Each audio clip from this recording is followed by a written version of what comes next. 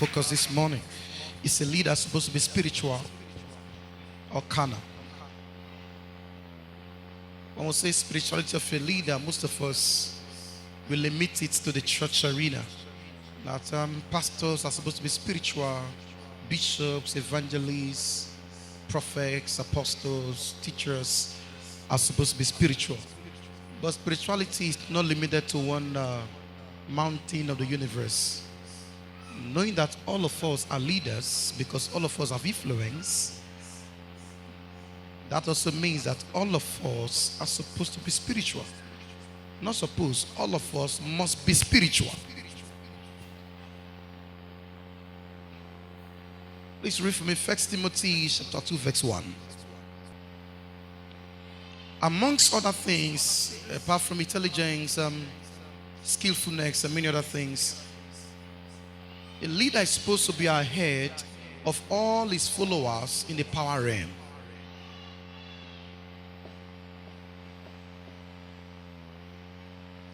A leader is supposed to be ahead of his followers in the realm of prayers.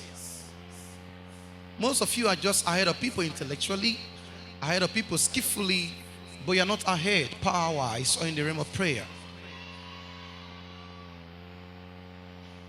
But the time is coming in that same area, the person who understands the realm of prayers is going to be ahead of you no matter how intelligent you are.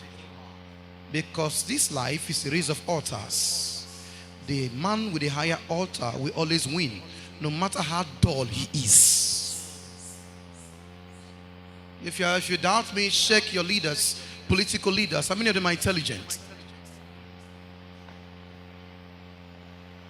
Yes, let's read 1 Timothy. I exhort therefore that first of all supplications, prayers, intercessions, and giving of thanks be made for all men. So I exhort you therefore. I exhort you first of all. Prayer is primary. Prayer is so vital. I exhort you first of all that prayers, supplication should be made with thanksgiving for all men.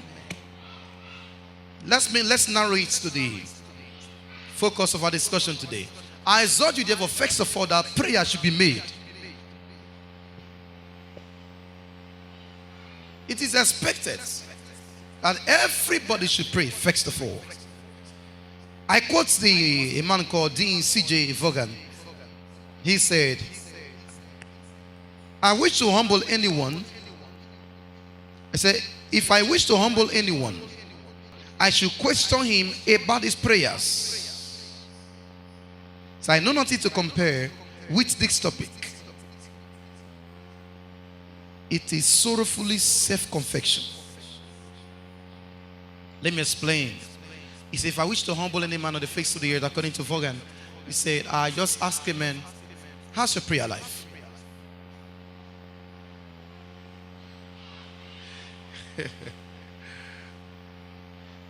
He said this confession is self-humbling, because if you tell us great, I'm praying fervently, it shows in public. You can't tell us you have a fervent private prayer life and it's not showing in your life, it's not showing in your character. It does show in your life first. Prayer will change you, that is doing the prayer before it changes things and people. If your prayer is not changing you, you are not praying. Because prayer will first of all change the man that is doing the prayer. Prayer is the believer's vital breath. It's like the air we breathe. A man call it the lifeline of the believer. You have no life as a leader if you don't have a prayer life. We must, in this 21st century, conquer all our reluctance to pray. There are a lot of distractions everywhere that doesn't want you to pray. You must conquer those reluctance. Sometimes you wake up, you don't feel like praying, you don't feel like fasting. Look like my daughter was saying, texted at some points like Jesus. Even up with gonna feed the entire hand. But she said, no way, the devil is a lie. Say, if I want to die, let me die. You know, when you come to that junction, when you keep on saying, If I want to die, let me die. Oftentimes you don't die. Amen. That's when you cross over to the other side of miracles and the supernatural. There's a price you must pay in life to have the uncommon blessings of life, the uncommon anointings of life, the uncommon favors of life. There is a common side. There are common anointings like praying for the sick, lay hands upon the sick, they be fine. Common anointings. But blind eyes to see, cripples to walk. You decree, it just happens. They say operate upon her, you just speak, it's cancelled. Those uncommon anointings require uncommon price to have. So stop saying that nobody is more anointed than anybody. Shut up your mouth there. How many dead people have you raised? Hello here? Well, did you speak and it came to pass? To have those dimensions of authority, it requires a deeper dimension of price. They are called true riches in this kingdom. Can we go further this morning here? So if you don't conquer your reluctance and your weakness to pray, so when you wake up sometimes you don't feel like praying, what do? Charge up yourself by speaking in other tongues. And you don't feel like praying at all. While you pray in tongues, you are charging up your battery. You are emboldening yourself to pray. For he that speaketh in tongues charges up himself, the Bible said. When you don't feel like praying, it doesn't mean your spiritual life is low. It simply means your battery is low. You need to charge it. Because you prayed the other day, but today you don't feel like praying. Charge your battery by speaking in other tongues. When the battery is fully charged, the unction to pray will naturally rest on you. Are we still together now?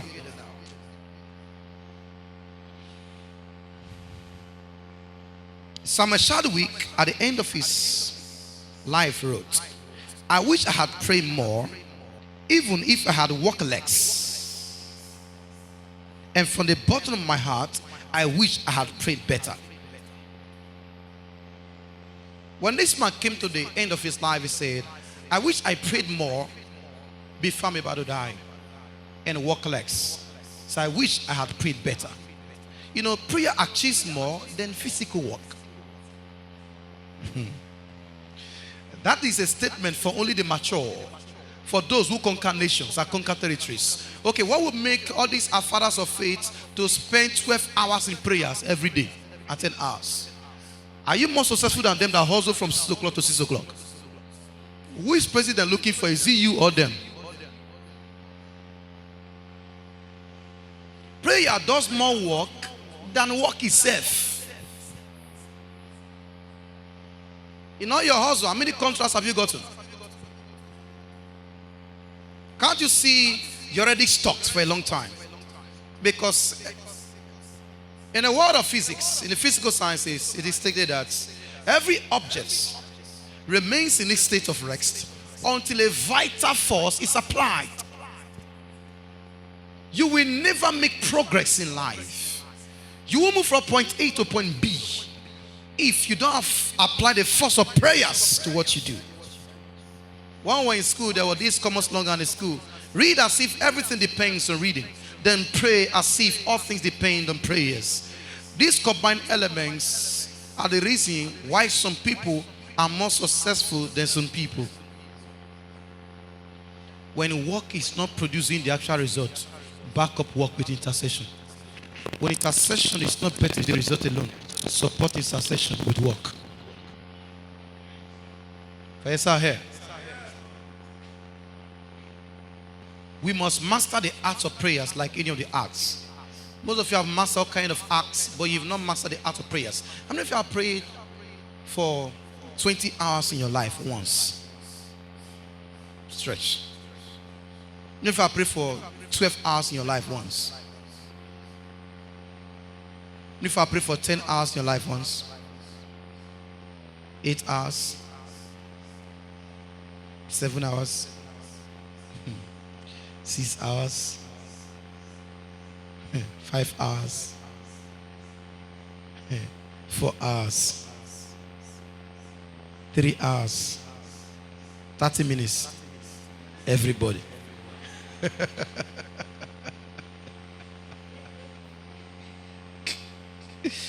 Woo! And you keep on saying things are not working.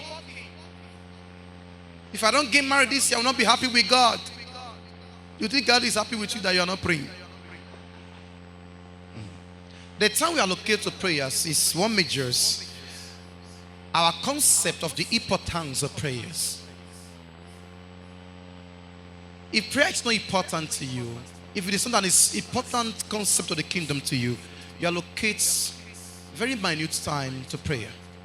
But if prayer is very essential to you, if it's critical to you, if you have the right concept, the right ideology about prayers, you allocate much time to prayers. But say, abide in His presence. The difference between praying and abiding in His presence.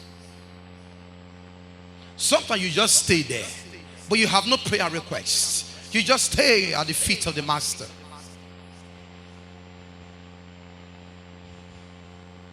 Most of you say, teach me how to pray.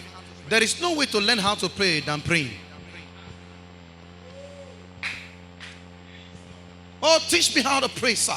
If you can teach me, I'm going to pray like a praying mountains. No, there is no way to pray than praying. You just open your mouth and start praying. That's how to learn how to pray.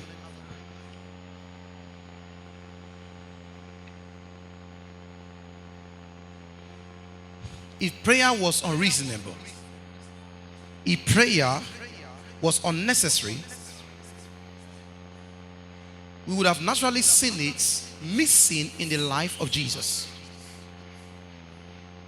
But the greatest leader that ever lived, the wisdom that fashioned the world,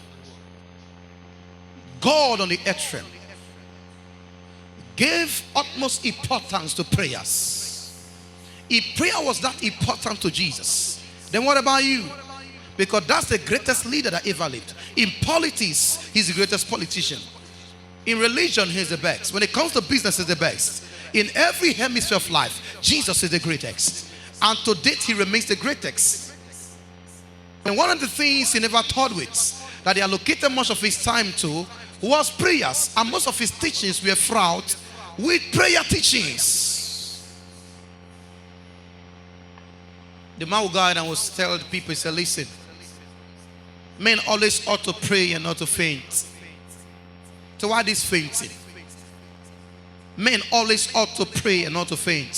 Say, isn't my father's house supposed to be called a house of prayers and not a house of armed robbers, thieves? So any place where people don't pray, things are easily stolen and killed and destroyed by the devil.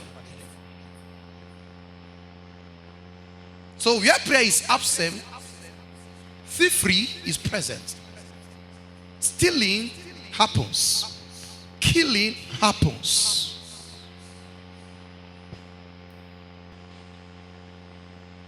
He came to earth, he saw, he conquered. He fulfilled the redemption plan. It is prayers that helped him to fulfill his life assignment. It is even prayers that paved the way for crucifixion and resurrection. He went to Mount of Gethsemane and he prayed all night. And his sweat was like blood. And that prayer paved way for the crucifixion. That prayer strengthened him to resurrect. Your praying now is as if nothing is happening in your life. It's as if your friends are making more progress, they're making more money. No, you are structuring your future. You are dismantling barriers from your pathway. When you start meeting barriers, for you that have a prayer life, you will experience barriers in your life. When your marriages are crashing, yours will be sweeter and sweeter. Why? Because you are a praying person. Prayer takes care of your future. Prayer organizes your life. Are you hearing what I'm saying here?